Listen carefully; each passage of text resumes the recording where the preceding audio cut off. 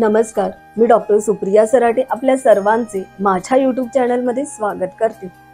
होळी पौर्णिमा म्हटले की चोरून गौऱ्या आणि लाकडे आणून ती जाळणे आणि विभत्स बोलणे असे दृश्य मनात येते आणि असे वाटते की होळी हा सण करू नये, पण त्यामागील विज्ञान आपल्या पूर्वजांनी जाणले होते, म्हणून होलिका दहन पूर्वापार चालू आहे। तो बंद करण्याचा कितीही प्रयत्न झाला तरी ते बंद होणार नाही आणि होऊ नये। यामागे कथा आहे।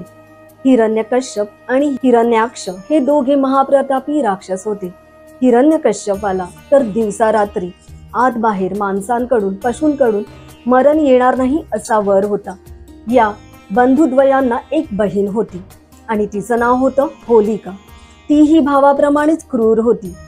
तिघेही प्रजेला खूप त्रास देत असत, कारण त्यांना मिळालेल्या वराने ते उन्मत्त झाले होते।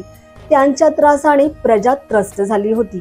हिरण्यकश्यपाचा मुलगा प्रल्हाद हा देवभक्त होता। त्याची भक्ती हिरण्यकश्यपाला सहन होत नव्हती। भक्ती न करण्याबद्दल त्यांनी प्रल्हादाला पुष्कळ सांगून पाहिले, पण त्याचा काही उपयोग झाला नाही। हिरण्यकश्यप संतापला आणि प्रल्हादला नष्ट करण्याचे ठरवून त्याला उकळत्या तेलाच्या कढईत टाकले, पण प्रल्हादाला काहीही झाले नाही। तो सुरक्षितच राहिला, त्यामुळे त्याचा संताप अधिकच वाढला। होलिका या बहिणीस अग्नी जाळू शकणार नाही असा वर होता, म्हणून हिरण्यकश्यपाने काय केले की प्रल्हादाला मांडीवर घेऊन तू चितेवर बस, म्हणजे आम्ही चिता पेटवून देऊ। प्रल्हाद मरेल आणि तू जिवंत राहशील, कारण अग्नी जाळू नये शकणार नाही असा तुला वर आहे। त्याप्रमाणे केले, पण आश्चर्य घडले की प्रल्हाद जिवंत राहिला आणि होलिका मात्र जळून गेली। ही घटना फाल्गुन पौर्णिमेस घडली, म्हणून या दिवशी सर्वत्र होळ्या पेटून त्रस्त झालेल्या प्रजेने आनंद व्यक्त केला। तेव्हापासून या पौर्णिमेला भारतात सर्वत्र होळी होऊ लागली। शिवशंकरांनी मदनाला जाळले तेही याच दिवशी। तेव्हापासून मदन अनंग झाला। जर शिवशंकरांनी त्याला जाळले नसते तर त्याने काय काय थैमान घातले असते याची कल्पना करवतच नाही। तो अनंग आहे, तरीही केवढ्या मोठ्या प्रमाणात व्यभिचार, बलात्कार, अत्याचार होत आहेत। त्याला जाळला नसता तर मला वाटते स्त्रियांना रस्त्याने फिरता आले नसते। एवढेच काय, घरातही त्या सुरक्षित राहिल्या नसत्या। शिवशंकरांनी मदनाला जाळले म्हणून ते बरे झाले। स्त्रियांना घरातही सुरक्षितता आजही आहे।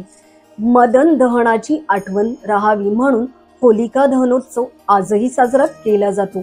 मात्र याकरता वृक्षतोड न करता किंवा लाकडे दुकानातून किंवा दुकानाचे बोर्ड, घराची दारे मोडून तोडून चोरून न आणता विकत आणावी, याकरता वर्गणी काढावी। गल्ली गल्लीतून होळ्या करून अशा लिंग पिसाटांना जाणीव द्यावी की जर स्त्रियांवर अत्याचार केले तर समाज तुमचीही मदनाप्रमाणे होळी करील। दुष्कृत्यांना समाज क्षमा करणार नाही। होलिकेप्रमाणेच ढुंडा या नावाची एक राक्षसी होती। ती लहान मुलांना फार त्रास देत असे। तिला हाकलून देण्याचा लोकांनी प्रयत्न केला, पण काही उपयोग झाला नाही। तेव्हा लोकांनी तिला विभत्स अशा पुष्कळ शिव्या दिल्या। तेव्हा ती संतुष्ट झाली आणि तिथून निघून गेली। आजही समाजात या वृत्तीची माणसे आहेत। केव्हा तरी त्यांना विभत्स बोलावे, शिव्या द्याव्यात असे वाटते। घाण पाण्याला जशी गटारे करून वाट काढून द्यावी लागते, तशी या माणसांच्या या प्रवृत्तीला धर्माने वर्षातून एक दिवस होळी ठरवून वाट काढून दिली आहे। काय विभत्स अश्लील बोलायचे असेल ते बोला, शिव्या द्या, यामुळे वर्षातले बाकीचे दिवस तरी चांगले जातात। भारताबाहेरही अशाच होळ्या पेटवल्या जातात।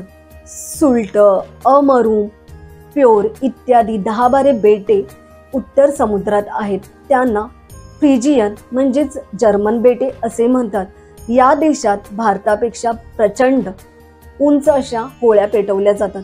2 मजली 3 मजली उंचीच्या होळ्या येथे दर साल अनेक ठिकाणी पेटवतात।